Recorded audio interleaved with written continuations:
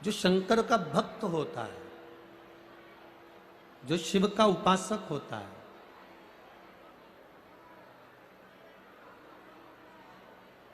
जो भगवान की अविरल भक्ति को पाने वाला होता है, वो किसी ऐसी दौड़ में शामिल नहीं होता जिस दौड़ में उसको हापड़ी भरा जाए या हाथ भरा जाए।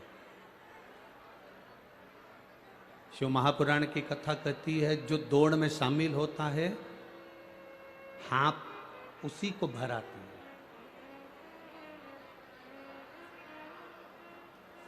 आप सब शिव की कथा को सुनने के लिए आए हो, इसलिए एक बात अपने भीतर उतार कर रखना कि हमें दिखावे की दौड़ में कभी शामिल नहीं होना।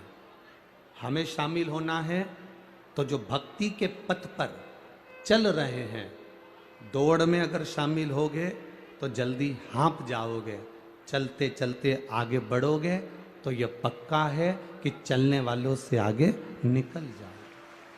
मीराबाई, कर्माबाई, नरसिंह मेहता जी, संत तुकाराम जी, रामकृष्ण परमहंस जी, ये सब किसी दौड़ में शामिल नहीं हुए।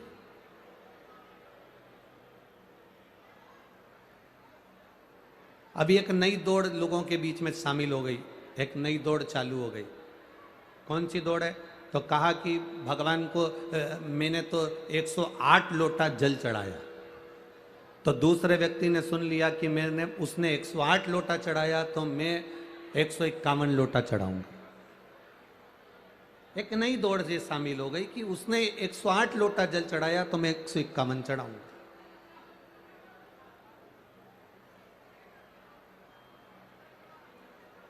फिर एक नई दौड़ चालू हो गई। सावन के महीने में मेरे घर के अंदर मैं शिव जी का अनुष्ठान करता हूं तो 1.25 लाख बेलपत्र शंकर भगवान को समर्पित करता हूं।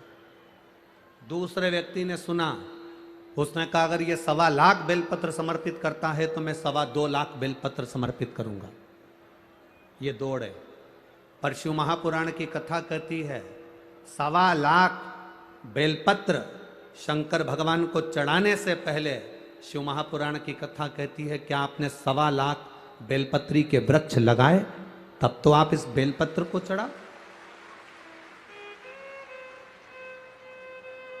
आपने तो पैसा फेंका, 2000, 5000, 25,000, 50,000 रुपए दे दिए और कहा 1.25 लाख बेलपत्र तोड़ के लाओ।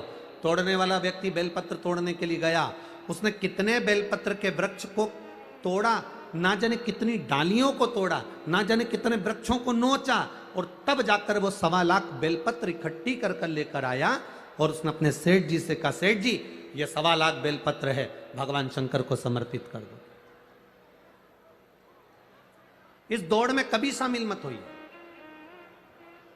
आप दिखावे की दौड़ से जितना दूर रहोगे उतने सुखी रहोगे। अगर दौड़ की जगह चलना प्रारंभ करो तो जीवन का एक आनंद होगा।